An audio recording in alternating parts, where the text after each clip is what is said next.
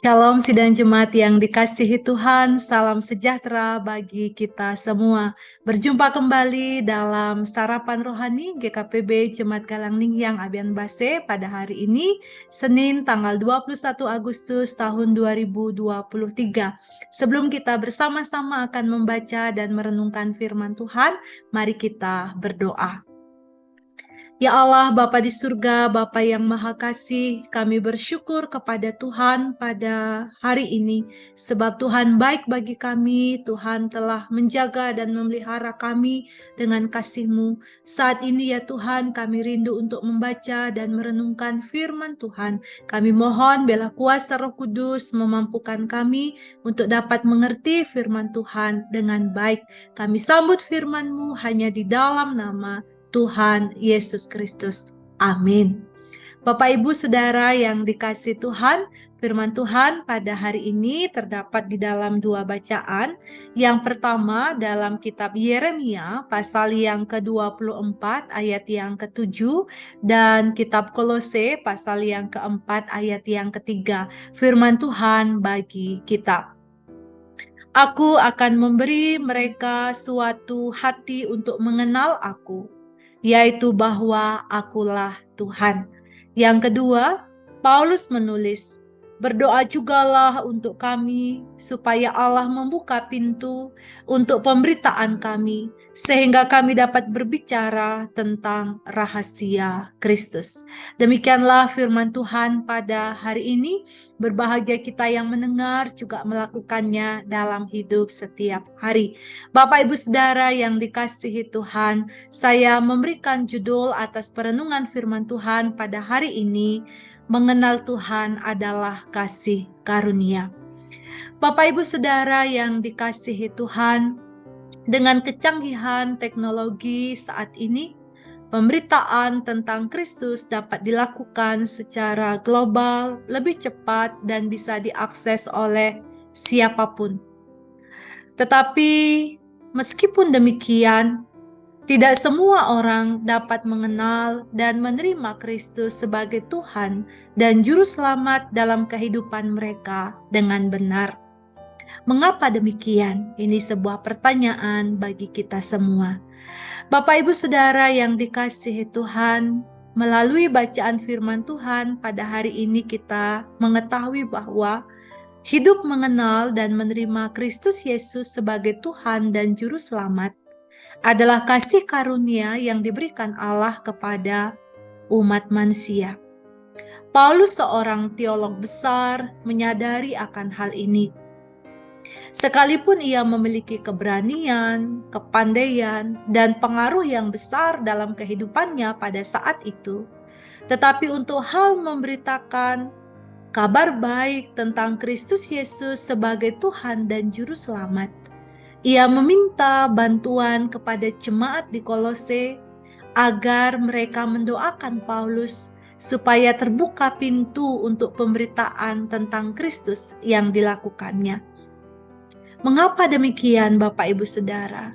Karena Paulus sadar bahwa ia tidak mampu melakukan dengan kekuatannya sendiri. Paulus menyadari betapa penting peran Roh Allah di dalam pemberitaannya. Paulus sadar betapa pentingnya peran Roh Kudus dalam pemberitaan tentang Kristus Yesus sebagai Tuhan dan Juru Selamat. Paulus menyadari bahwa sekalipun mereka dapat berkata-kata, tetapi kalau Roh Kudus tidak menyingkapkan maknanya kepada pendengar, maka mungkin mereka hanya akan tahu tentang Kristus Yesus, tetapi tidak dapat mengenal dan menerima kasih karunia dari Tuhan Yesus Kristus. Sebab yang berhak memberikan hati untuk mengenal Tuhan adalah Allah sendiri kepada umat manusia. Hal itu dikatakan dalam Yeremia pasal 24 ayat yang ke-7. Bapak Ibu Saudara, hal ini menunjukkan kepada kita akan kemahakuasaan dan kemurahhatian Allah kepada umatnya yang ia berkenan untuk memberikan hati yang dapat mengenal akan Dia. Itulah sebabnya mengenal Tuhan adalah kasih karunia. Sebuah pertanyaan refleksi bagi kita pada hari ini adalah, apakah kita sudah memiliki hati yang mengenal Tuhan Yesus Kristus, sehingga kita memiliki hubungan yang intim dengan Tuhan?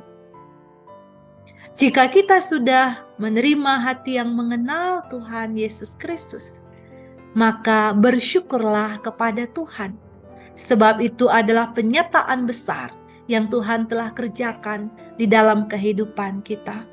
Bersyukur karena Tuhan berkenan menyatakan rahasia yang besar ini di dalam kehidupan kita. Kalau kita masih ragu-ragu di dalam kehidupan kita, maka tidak ada cara lain yang harus kita lakukan adalah datang kepada Tuhan. Mintalah kepadanya hati yang mengenal akan Tuhan, supaya kita memiliki hati yang paham, supaya kita menerima Dia dengan sungguh-sungguh dan menerima anugerah kasih karunia Allah di dalam kehidupan kita. Bapak Ibu Saudara yang dikasihi Tuhan, yang kedua, melalui perenungan firman Tuhan ini kita diingatkan, marilah kita terus memberitakan kabar baik tentang Kristus Yesus dimanapun dan kemanapun kita pergi. Bukan dengan kekuatan dan kehebatan kita sendiri dalam pemberitaan kabar baik ini, tetapi baiklah kita terus memohon kekuatan dan pertolongan Allah. Kita tidak boleh merasa hebat, karena kalau bukan Tuhan yang buka hati manusia untuk mengenal dengan baik Tuhan Yesus Kristus dalam kehidupannya, maka kita tidak akan mampu melakukannya dengan kekuatan kita sendiri. Kita memerlukan pertolongan Tuhan.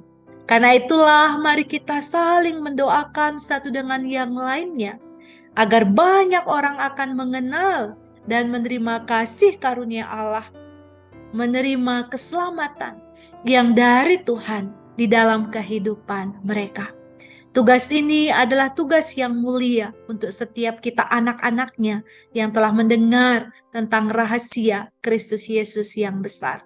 Karena itu mari kita bergiat saling mendukung dalam doa kita masing-masing.